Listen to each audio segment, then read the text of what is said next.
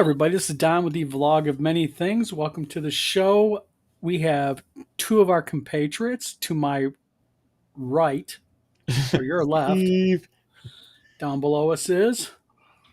Tenkar, folks. I'm obviously not home and not in the Poconos, so. No, he's not. He is actually, highballing it, drinking White Claw.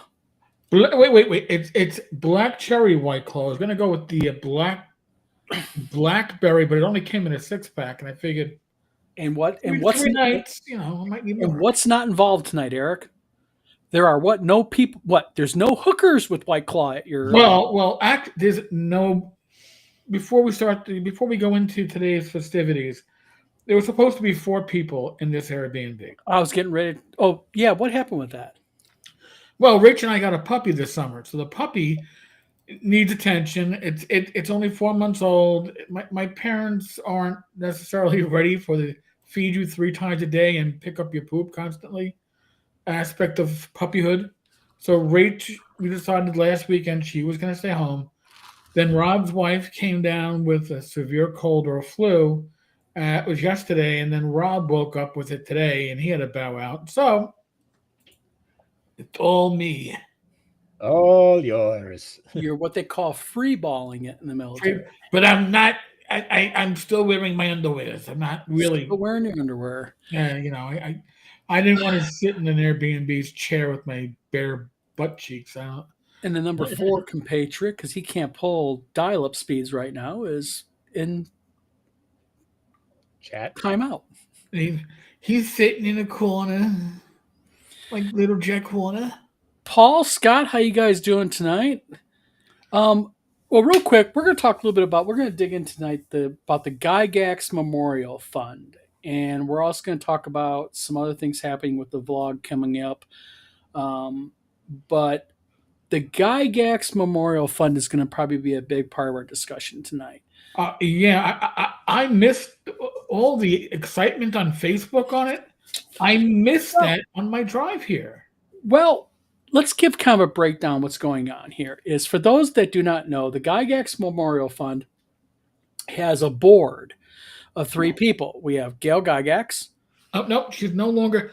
She's not really part of the board. She's president emeritus or whatever. But she's in the minutes. Okay, but she's not on the taxes. She's not listed. Who's on the actual board then? Because you can't have 2 people on a board because you have to have a quorum. You have to have 3. However, I'm going to give you a little curveball on that one. It's Paul Stoneberg is the president, and you got Gail's sister, Carpenter. Yep. And I believe you have Alex. You have Alex, the youngest son, I believe, of Gary. Yes. Now here's the curveball, which I don't believe has ever come up yet. But if you look at the tax filings, and yes, by the way, the fund is a valid nonprofit for. It is a valid nonprofit. Real quick, It's Eric. hold on. I need to get something out of the way real quick. First of all, we're not making any allegations of impropriety. We're not making allegations it's not a legal 501(c)(3). It is. Yes. It's above board. Yep. But not only that, it is above board for collecting monies for a nonprofit in Wisconsin. Now, that's important because it's no longer incorporated in Wisconsin. That's right. It's incorporated in Omaha, Nebraska. Now, which is odd. Well, there's a couple of odds. One of the odds, it surprised me when I did my research. I apparently in Nebraska, you only need a board of 1. Well, you need a quorum of 1 for a single corporation or LLC like Michigan. Or if you do a multi-member LLC or corporation, you have if it's going to be a corporation, not an LLC, you have to have 3 in Michigan. I think Nebraska is the same. When I was seeing for the nonprofit, you only need 1, but they have 3. It makes no difference. But we're parsing nothing because they do have 3 on the board. But it's not been necessarily advertised that it's no longer a Lake Geneva, Wisconsin nonprofit. It's Yes. licensed to operate within Wisconsin. So that paperwork, I found the paperwork, it's Yeah. all legit, Yeah. but it's incorporated now in Nebraska. And I actually looked at their 2023 income taxes. Uh-huh. And I mainly was interested in their Schedule O because their Schedule O, for those of you who don't know, is where your miscellaneous expenses are listed at. Right. And I'll get in that in a few minutes because that's interesting to me. Now, real quick, the problem here that I have with the Gygax Memorial Fund is number one, I'll call it emotionally an issue, and we'll break this down to legally an issue. And we'll go through the emotional part first. The problem I have with the Gygax Memorial game, it's called the Gygax effect. Let's show this. It's called the Gygax Memorial Game Table for Dungeons and Dragons fans. You know, I understand what they're doing, but I just think it's a really crappy thing to leave out Dave Arneson. And I really have a personal problem with that because, you know, I know Gary and Dave Arneson had their issues. That's historically a fact. That is just the way it goes. But I really think that this is kind of a FU middle finger by Gale and Stromberg by proxy because he is supporting it. And the rest of the board, including Alex, against the other individual who was instrumental in the creation of Dungeons and Dragons. Now, if they called this real quick the Gary Gygax Memorial, that'd be different. But they're saying it is the Gary Gygax Memorial Game Table for Dungeons and Dragons fans. And that's the issue that I have. Yeah, but see, and I understand why Arneson isn't part of it, and I do because it's the Gygax Memorial Fund. It's not the D&D Memorial Fund. It's not the original D&D Memorial Fund. It's not the TSR Memorial Fund. Yeah, It's the Gygax Memorial Fund. absolutely. So I don't have an issue with Arneson not being included, but if there is a plaque that talks about the creation of it, I would expect to see Arneson's name on it. Or Well, that's an interesting thing you say that, Eric, because earlier today I had a Facebook back and forth. ooh, Okay, Jolly Blackburn, to his credit, shared this. And by the way, I have to say something about Jolly Blackburn real quick. Although Jolly Blackburn disagreed with me on Facebook about my points, Jolly Blackburn did it in a very professional way and a very polite way. So hats off to Jolly Blackburn for being very adult and nice about his points. He made some good points. mm-hmm. So a individual, and I'm going to show this comment because it's public, made this comment to Paul Stromberg. And he said, "No thanks. They blew through all the money from the first fundraiser, never even had the funds in an interest bearing account. The website hasn't even posted required legal docs since 2022. Where did 200K go?" Now, here comes Paul Stromberg. And this is the problem I have with Paul Stromberg. Paul Stromberg really did, and I'll bet you he thought about this before he posted it with this word salad. He said, "Stephen Field, all legal reporting has been done through the state of Wisconsin and the fund is in good standing with the state of Wisconsin." Okay, first of all, Paul, good job at deflecting. Yeah, he never mentioned Omaha, Nebraska, as where it's registered now. But exactly. Yeah. And hi, Thaddeus, Paul, Vanishing Tower Press, Race Pork Show. Thanks for tuning in. The thing is, what people are not understanding about this is this. Stephen Field brings up a very valid point.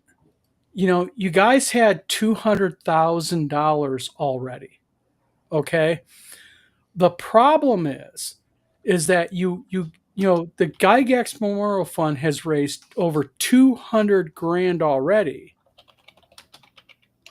and they're not explaining where it went, and they're expecting people on a Kickstarter to donate up to $1 million more dollars. Uh-huh.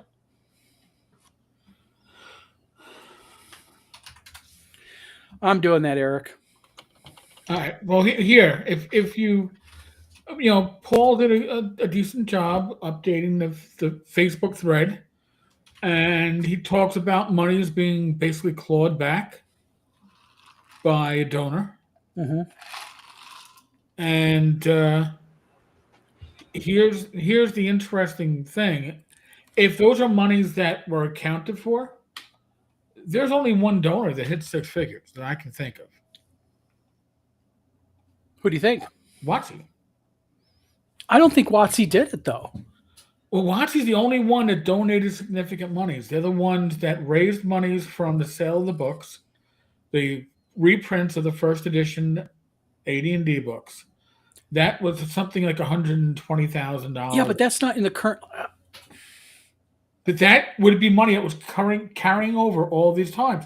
The fund only raised like 220,000, 230,000 total.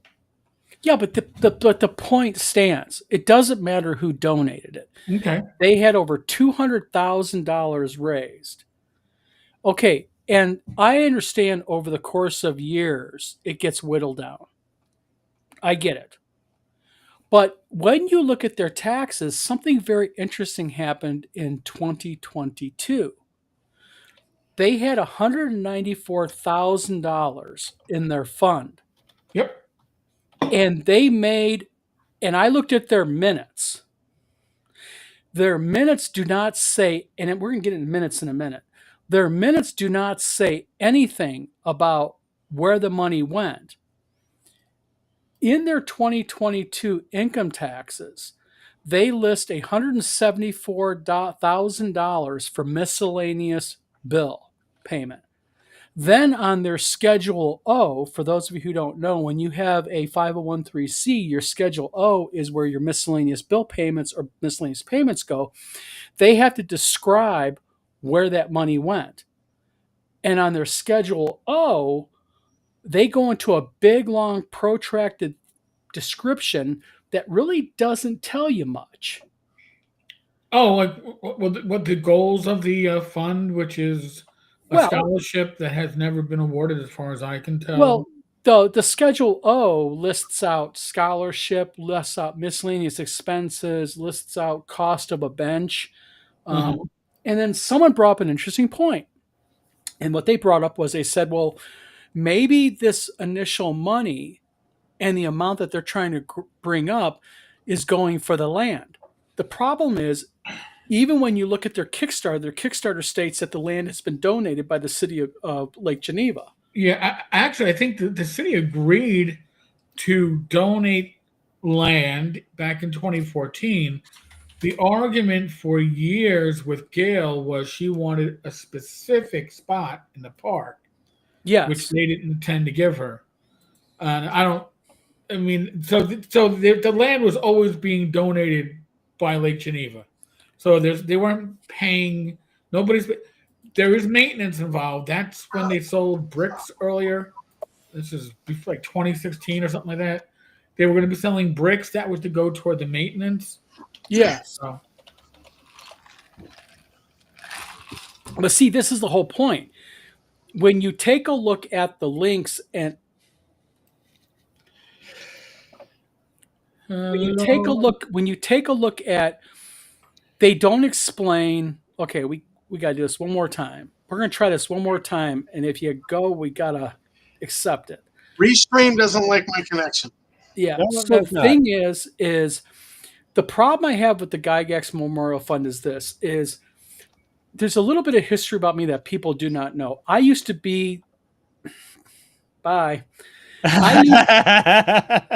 I used to be a zoning inspector for the Village of Homer, and before that, I was a chairman of the Zoning Board of Appeals for the Village of Homer in Michigan. And we had to have quorums. And in our minutes, we had to say, like as an example, we want to pay bills. Okay? Mhm. In the Gygax Memorial Fund minutes, they say Paul Stromberg makes a motion to pay the bills. Gail Gygax seconds it. Bills will be paid. That's not how you do it. You're supposed to say, Don presents a motion to pay the bills. Steve says, I make a motion to also pay the bills. Explain the bills, Don. I have to pay $30 to Eric Tenkar for advertising. Motion seconded. We pay that. And you have to list out everything. They are very non-transparent in where this money went, to be frank. And even Well, in their minutes, they're very vague. I mean, literally 95% of their minutes are a paragraph. So my question is although they said in their schedule, where $172,000 was spent, they don't say how the breakdown, they don't break it down in that schedule O. no, They they just don't. put it in the gross description. So I'm not stating that there's impropriety going on. What I'm stating is that you're not asking for 10 grand for a memorial. You're asking for upwards of $1 million. And when you're asking for upwards of $1 million, then your history definitely should apply as far as your transparency goes.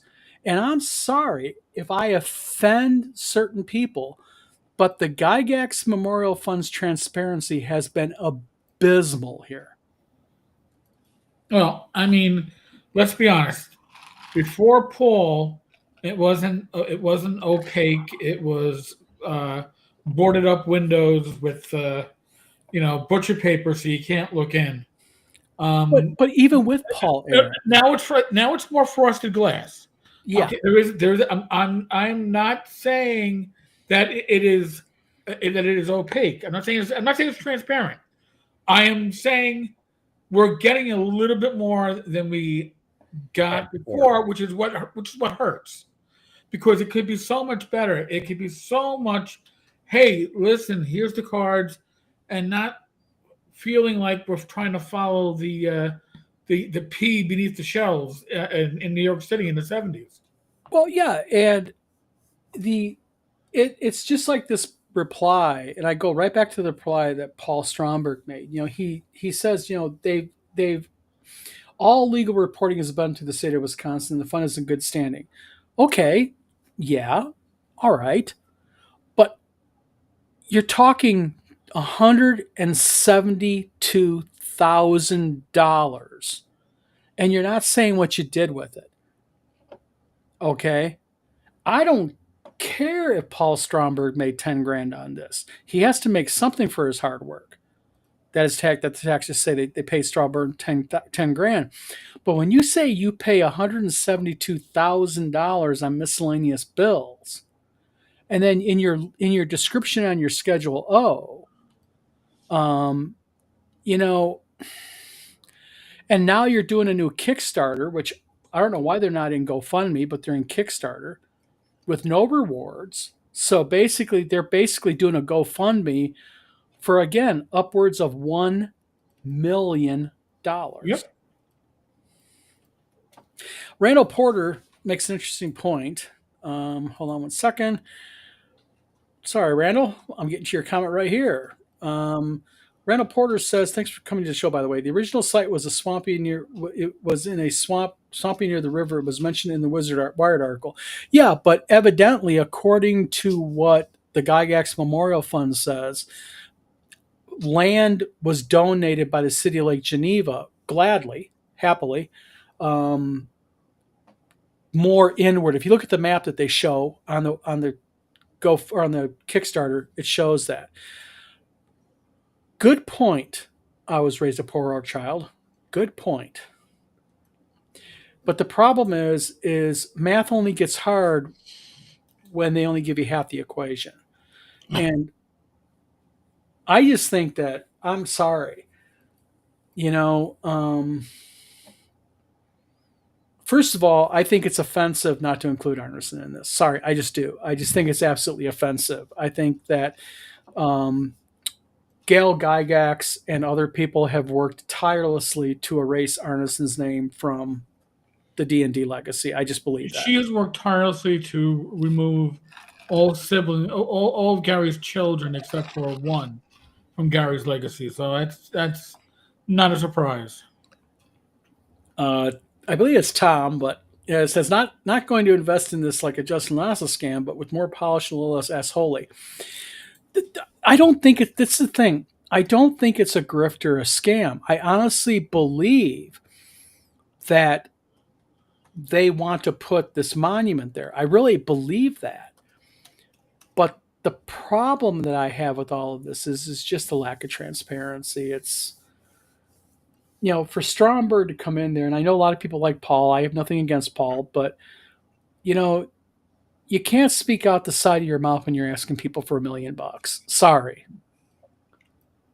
You really need to answer the questions. And by the way, I mentioned you in my comment. I will say this right now. I said, Eric Tenkar did some breakthrough work on this, and your favorite fan came into it. Do you know who your favorite fan Yes, is? Don't you? I know who my favorite fan is. And basically said that this information was not trustworthy that was being posted. And I said, "Oh, hold on. Yes, it is, because it's public record. 501(c) tax returns are public record. You can't defend it. You can't say that the information's not right or it's being skewed, because anybody can look up a 501(c)'s tax returns. And their last tax returns to date were dated 2023. Right.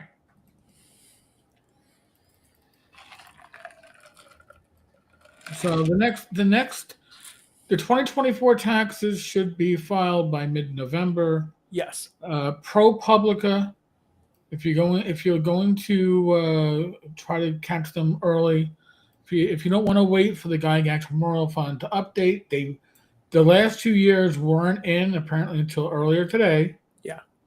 But the ProPublica will give you everything that you would find elsewhere, and they're pretty quick at getting this stuff up. Yeah. So, as far as what they're asking for, Eric, you want to cover this one? All right. So what they're asking for in the there's different and by There's the way levels. There's levels, and I think the first remember, folks, I'm not at home. I'm not swinging here with 2 screens, but the base level is for the table.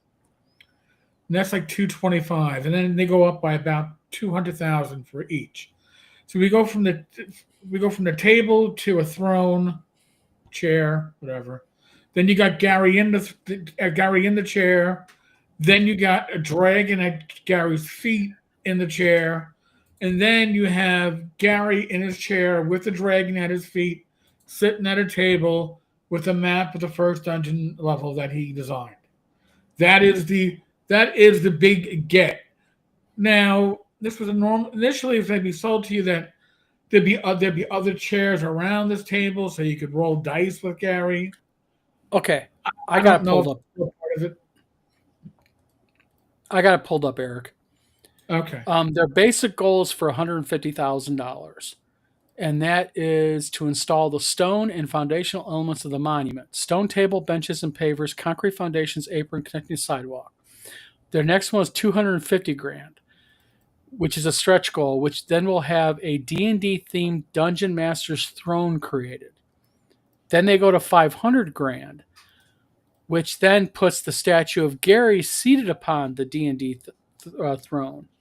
Then their third one is $700,000, which is to have a bronze treasure chest and guardian dragon wrapped around the base of the D&D themed Dungeon Master's throne. And then their fourth and final goal is $925,000, which is the 4x8 bronze map of Gary's first dungeon. Whew, that's a big one. Yep. Eric, you're making me want to drink White Claws instead of rum and cokes. Hey, I don't normally drink during my lives, but hey, I'm gonna probably be an early night tonight. Start drinking early. Well, it's a lot of money to ask for, and again, you know, I just don't see.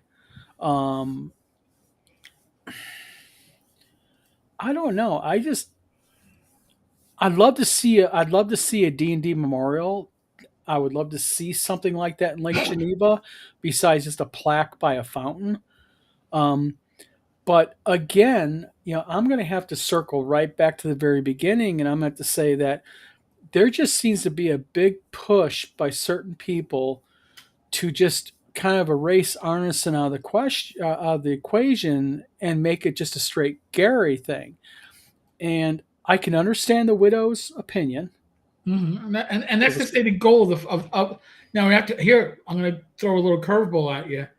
The fund has to spend the money for its stated goals. Arneson was never part of the stated goals for what they're raising the money for. Absolutely, that he So was putting not. a statue of Dave Arneson there would have to come from monies outside of the GMF. But that's my whole point. What they should have done, and they should have made that from day No, one. I don't think they should. I personally, it's Lake Geneva. It's Yes. Gary. It's Gary's wife that is his widow that is doing it and Yes. initiating it. Dave Arneson's family could have done the same thing. They haven't. That's right. Do I think it's needed? That's another question. I'm not even going to. I guess it depends to me on two things. Okay. Is this a memorial that celebrates Dungeons and Dragons? Or is this a memorial that celebrates strictly Gary Gygax? Where the line for me blurs very much greatly is the fact that they're pushing this as a Gary Gygax Dungeon Dragons memorial. Oh, they're pushing him as the creator. Yep. Gary's first map, and what they're doing here is the inflection to me, which is unfair to Dave Arneson, is that Gary is the sole creator of D&D. Randall Porter asks a question. He says, the big question is, what does Luke say? My question is, what does it matter what Luke says? Right. Because historically, Gary Gygax and Dave Arneson created Dungeon Dragons. You could argue semantics that one made more impact than the other. Of course he did, because Gary stayed with the company longer than Arneson. Why they split up is enough for another 3-hour video. Eric's like, yeah, tell me about that one. I don't have. I don't even have a 12-pack in the fridge here, and no, I would have. Yeah, I think my fifth of rum is about half full, so I don't think we got enough for a Dave Arneson versus Gary Gygax video. But the point is just I understand why it's being done. I understand the emotional attachment. I understand the emotional mechanics of it. I just think it's sad that they're doing it like that. I mean, let's face it. The first campaign world for D&D was designed by Arneson. Yeah. Again, I am not saying that we need the memorial. I'm not saying we don't need the memorial. And I'm not saying that a memorial to the creation of D&D wouldn't be awesome. What I am saying is this memorial has always been for the sole reason of celebrating the life of Gary Gygax. Yes. And the way that Gary and Dave split was about as amicable as the worst of divorces. I was about to say the worst of divorces. Yeah. So I don't have an issue with Dave not being represented, but that being said, and I'll have to go back and look at the Kickstarter pitch. But Dave should get at least a throwaway mention as being part of the process. He does not get any mention at all. Well, then that's a little bit of a rewriting of history, which, to be honest, we've seen happen from both camps. But This camp has been the more successful one, so I'm not surprised.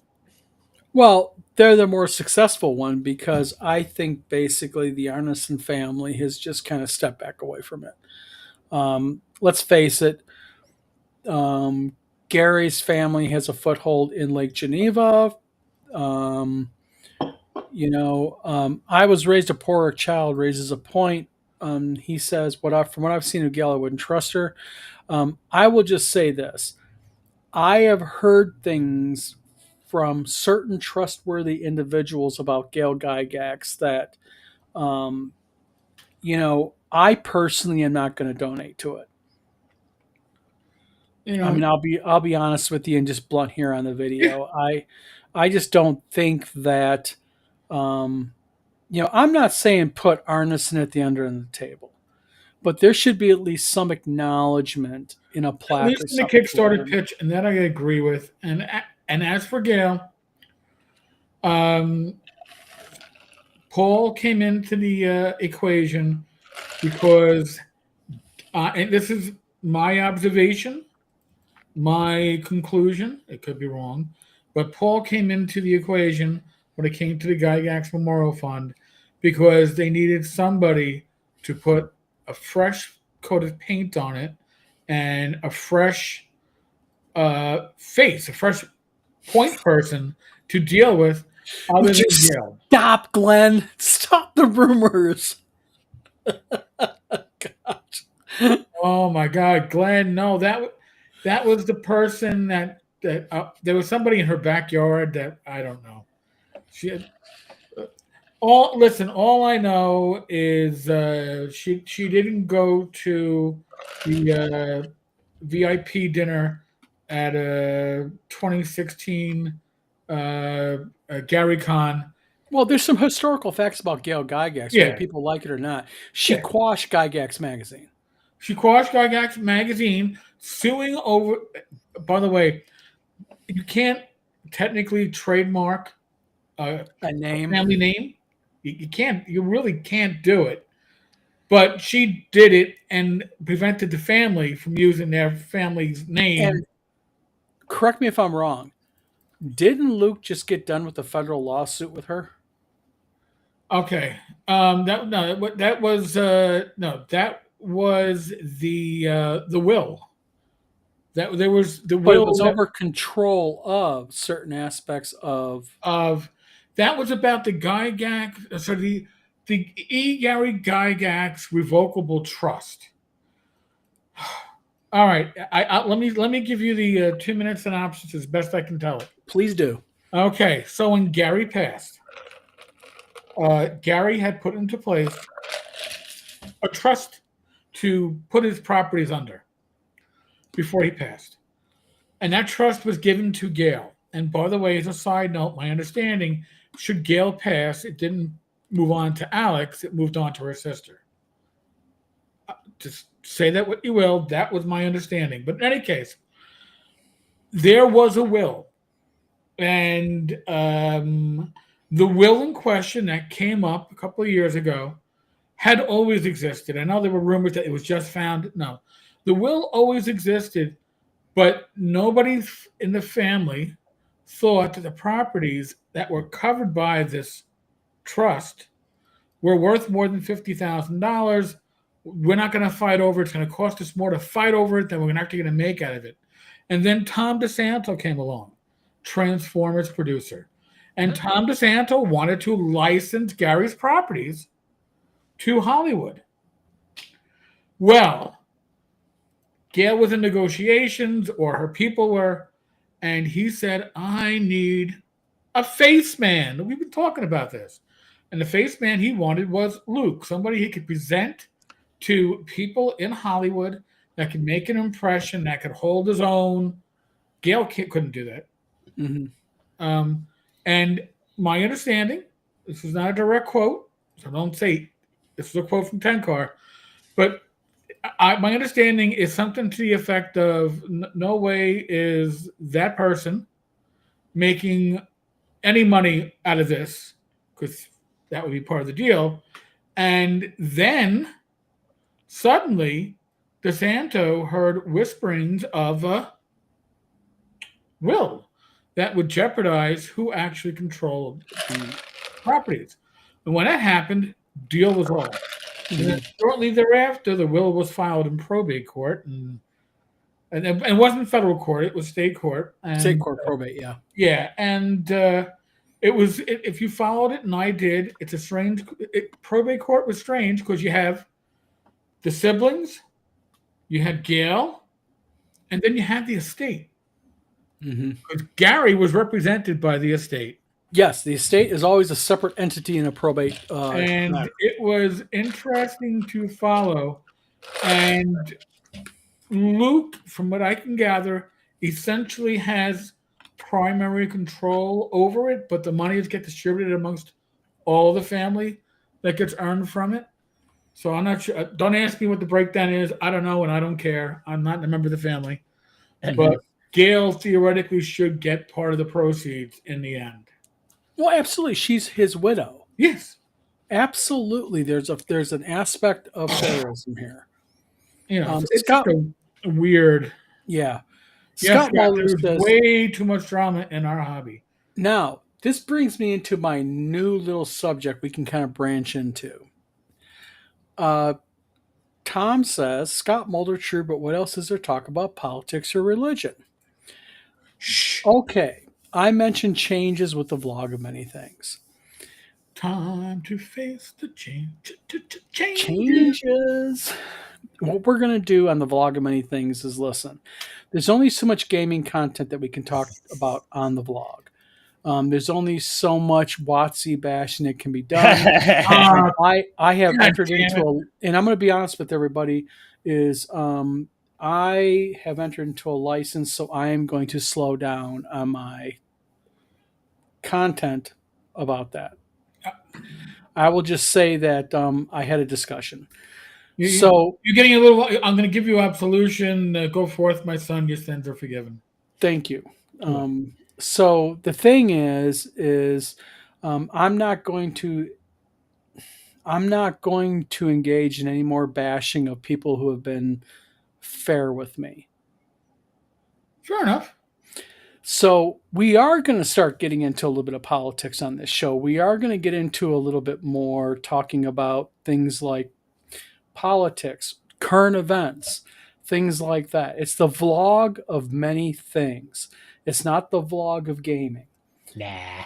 And we're going to talk about publishing. We're going to talk about game design. We're going to talk about editing. We're going to get into, Eric, you're a game designer. Tom's a game designer. Steve is a writer. I'm a writer and game designer. So we're going to get into a variety of interesting subjects starting next week. I know that people and I haven't seen Foogly on here. Isn't this weird? Oh, no. Where is Foogly's sarcasm? He's hiding. Oh, speaking of writing and stories and stuff, let me go grab this here. I've started redoing just kind of more a cathartic thing just to help me with my stress levels because they've been just stupid lately. Is I've started releasing short stories again once a week. I'm trying to do like every Wednesday or Thursday once a week. I've done 2 already. I've got Tornado Trouble, which is kind of a fun one. Basically, kid goes out for a ride and ends up on the wrong end of a tornado. And then there's a second one, which I just released 4 days ago called An Inconvenient Time Jump. That one actually went over really well. Basically, it's about a guy who's in the middle of a science experiment, accidentally gets sent to the past, and then inadvertently influences his own future. Not intending to, but it's a fun one. I mean, and that's not really giving away what the story is. That's just kind of the 20,000 foot view. But those are some of the things that we can start doing. Though, is we can start highlighting people, game designers. Scott Mulder says we could also talk about advancing and developing of the hobby. Those are good subjects to get into. Mm-hmm. There's a lot of misconceptions about game publishing out there that people just don't know. Eric, like I said, you're a game designer yourself. We can talk more about game design. So, Glenn says substitute Foogly here. Yeah. So the thing is, he's an artist. Yes, he is. He's also an author. He submitted a book to Wizard Tower Publishing. I'm actually in the middle of reading it. Glenn, so far so good. Um, but the thing is what we want to do is we want to start getting more into some more broader subjects. So, for those of you out there watching this, if you want to go ahead and email the vlog of many things at gmail.com, um, let us know about your story ideas. We're also going to stop highlighting hate mail. If you want to go ahead and you want to be insulting via hate mail, you're going to be ignored because we're going to start gearing this show a little bit more to things that people can, be interesting, utilize, and do. Fun stuff rather than rage Karens. Yeah. Tom Verlt says or Tammy Verlt Tom says the politics of gaming. Um, you know, and that's another thing. You know, especially since the Charlie Kirk assassination, I have noticed that my gaming groups have exploded with political bullshit. Mm-hmm. Mm-hmm. And Thyatis was in here earlier. I don't know if Thyatis is still in here or not, but me and Thyatis are friends on Facebook, and I like Thyatis. But me and Thyatis are diametrically different politically. And, you know, I don't make posts on Facebook to change people's minds. I make posts to make a point, and I think Thyatis will go ahead and say this is I walk away, and the reason why I walk away from arguments is because that's what they become. Right. You're You no know, longer talking with somebody; you're talking at them. yeah, And that's the danger, and that's the polarity or the polarizing of the current environment. yeah, yeah. If you're not with me, you're against me, and we've seen that. Well, you talked about that on your show also. If you want to be in the middle, you're going to get hated by both sides because they're both going to claim you're that, because you're not with that. Yeah, you're not one of them. So you're against us. I'll give you an example. I am no problem saying this on this, is I did a video and I condemned the assassination of Charlie Kirk. Now, in that same video, I said that I did not agree with a lot of things Charlie Kirk said, which I do not, and I'm fine with saying that. But what that resulted in, I shared the emails with Eric and Tom, was several emails threatening not only my life, but my wife and my kids. Over what? A video. Over a video saying that you don't believe that taking a life because somebody disagrees with you is the right thing to do. That's right. But the thing is, and I've said this before, and I'm going to say this again, once you start calling your, dare I say it, opposition, or anybody who disagrees with you, you start using labeling words, and then you start with I'm going to call it bullshit, so go F yourself if you disagree. But you start equating words with violence. That means that violence is no worse than words. That's right. And that's a rabbit hole that we've seen society go down in other times, in other countries, and we don't need it here. But we're getting there, and it's not going to end well. No, it's not. And I think the friendship between Tom, Eric, and myself and Steve are a good indicator of that. I've known Steve for almost 20 years. And Steve, would you classify me and yourself as being a little bit opposed politically? Yeah. Yeah. And, Eric, me, you, and Tom have disagreed politically. Yeah. But the thing is, we've done so with respect. And I've done so with respect with Steve. And, Tom says it here, I don't have to agree with you to like you. Mm-hmm. Exactly. Well, it's like what I even said on Twitter the other day. A good contrarian, if constructive, is better than all the accolades in the world. Exactly. And Scott Mulder says he's now 20 pages into OSR game engine and cyberpunk game setting on top of what I'm working with Dom Speller and on tap for Wizard Tower Games Peaky Blinders and still in sci-fi. these are the things that we need to start talking about. Is also not only games like this, but bringing to the forefront other creator stuff. Holding up our fellow creators, and even the ones that we don't agree with politically. Yeah. You know, and that's Listen, there are skilled creators out there who I am, and when I say I'm diametrically opposed, I would say that probably here I'll Grim Jim. I like Grim Jim. I think he is a good person. Politically, I think he's the opposite of about 90% of the world's population. I'm going to say that. He is a socialist, communist circle and whatever. But I think he's a person who has some very high morals, personal morals, and he's likable. But I'm not going to sit down and get into a political conversation with him, just like I wouldn't get into a political conversation at my local pub for fear of having it with like 3 beers and then 2 punches afterwards. And that's the thing. People think the internet, we talk about internet muscles like beer muscles. Yeah. Internet muscles don't have the same repercussions that you have from beer muscles. You act up in a bar, somebody is going to throw you out at best. At worst, they're going to throw you out. But when it comes to the internet, what's the worst that can happen? People call you bad names. You block them. They block them. Oh, God forbid that somebody tries to cancel you. Then tell us something like, well, I didn't say anything. Because people think the internet has no repercussions. I have freedom of speech, and you got to listen. Nobody has to listen to the shit that you speak. That's right. That's something that people have to remember.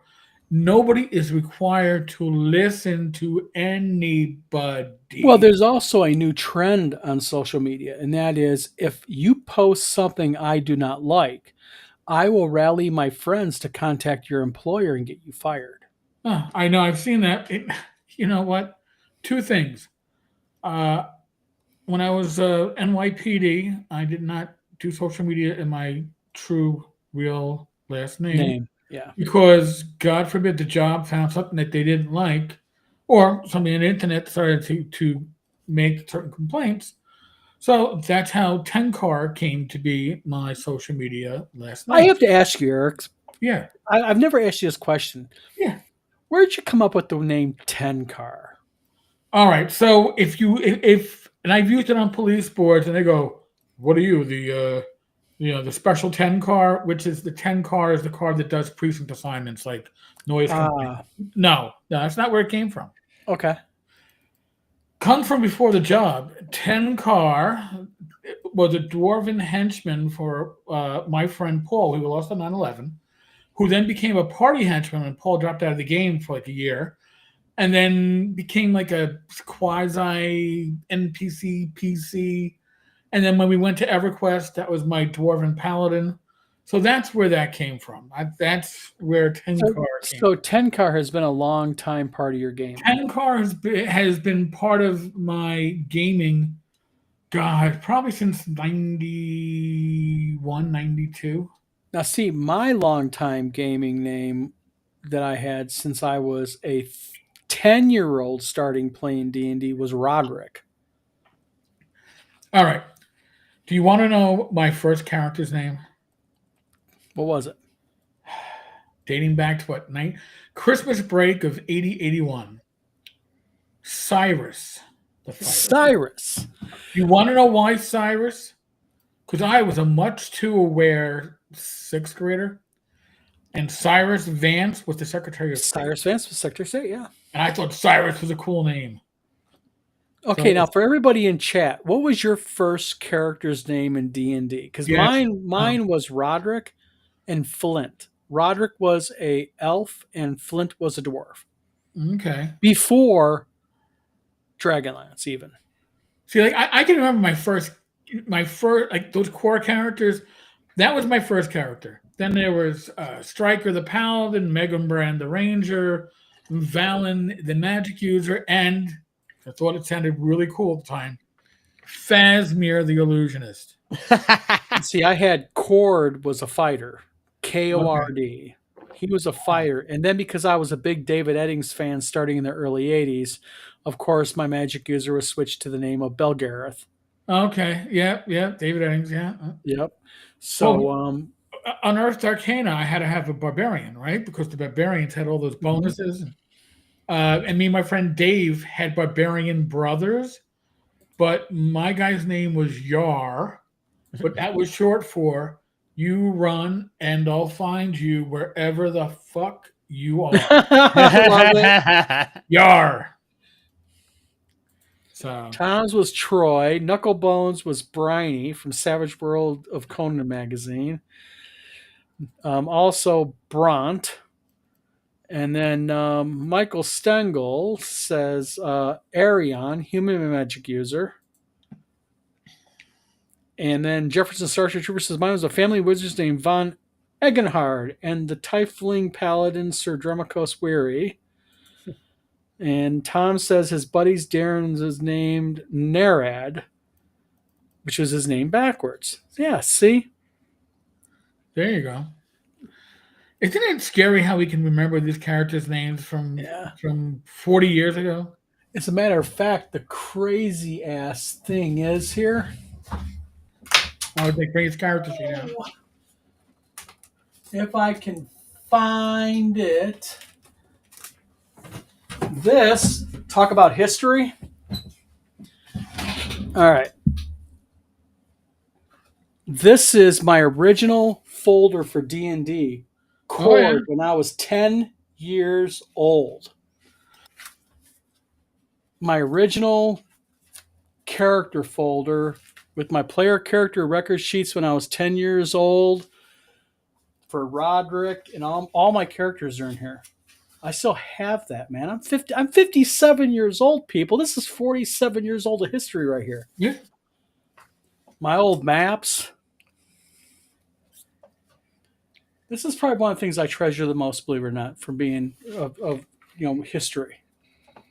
I can see it. You know, just kind of strange, going through it and the way the player character record sheets were listed out and such. But yeah, Yeah. 10 years old. Shadowspawn, yes, Thieves World, the magic user thief type of character. Yes. By the way, Thieves World was good, really good for the first 3 books, and then it was kind of good for the next 3 books, and then it was shite. Yeah, Thieves World really started off strong. Oh yeah. And then I think what they did was, I think they just kind of ran out of material. Well, they started farming it out, Yeah. secondary authors, and it was like the initial authors understood their setting, and then after that, it just didn't really. It was like generic fantasy. These World beat on the head. So Grim, Scott Mulder. Glenn says LoJack the Lumper. Glenn also says, Jack Lumper. yep, Grok Loinbund. Rummy LaRue. Tom says, oh yeah, I got lucky. I have very few things from my childhood, but I have this and I have a couple of my D&D books. There you go. Terry R says Drom Wolf's Blood, Dwarven Fighter, Pendor Claymore, Human Fighter. We got Sir Dramakos as a Tiefling embraced the most law-abiding behavior possible as Horva's Devil's Heritage. Paul Catrone.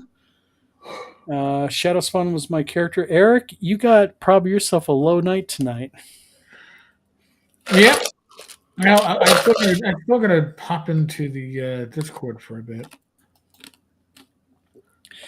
Yeah, it's going on 9 o'clock. We've been here for an hour, so I had to collect my daughter's name called Brother Gaxians. They need to find what was missing. Yeah.